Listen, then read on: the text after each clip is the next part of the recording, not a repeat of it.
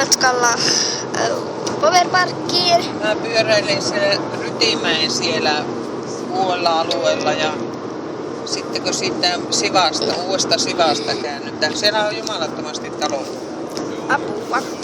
Meidän pitää haastatella autossa olevia. Arko asuu Pietaharjalla siellä, mä en tee ihan tarkkaan sitä paikkaa. Jaa. Mummo, sinua pitää haastatella Powerparkkiin. Onko jännää mennä Powerparkkiin? On aivan meinaa mahaa vääntää. Mihin otteeseen haluaisit mennä? Maailman pyörään. Hienoa. No, miten muutenkin sitä? Olisiko ikinä muuten käynyt Powerparkissa? Anteeksi. Olisiko ikinä muuten käynyt Powerparkissa? No en ole. Tämä on ensimmäinen kerta. Ja luultavasti viimeinenkin. Sitten minä haastattelen itseäni. Voitko sä kuvata mua?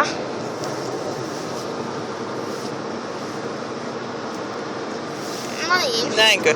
toisinpäin. Näin. Joo, noin päin. Mä kysyin, että onko jättävä mennä Powerparkkiin. No on, ekaa kertaa menossa. Ja haluaisin mennä niinku valistella tai ne kaikki. Haluaisin mennä tosi modella, että se niitä on niin monta, ettei pysty luetella.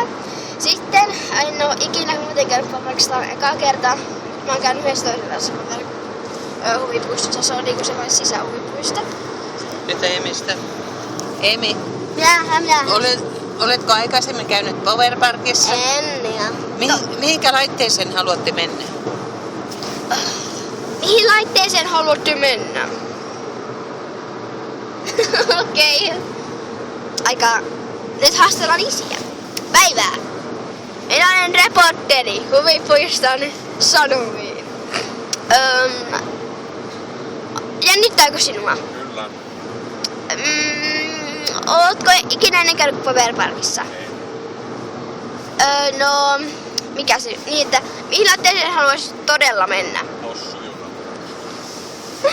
Okei. No niin. Nyt jatketaan ihan vain matkustamista.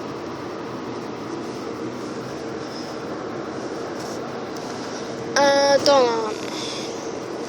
Täällä paistaa. Siellä on tuuli. Siellä on tommonen, tuosta ota kuvan tuosta. Kauhea tuuma. Härmän kylpylä. Missä? Se on, kohta tulee tuonne oikealla puolella. Tuolla siis. Joo. Se pitää saada.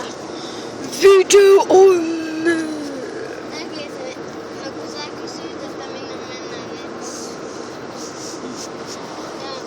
niin Mihin se eniten haluais mennä? possujonaan. Mihin sä haluaisit mennä? Possuja. Mä haluan mennä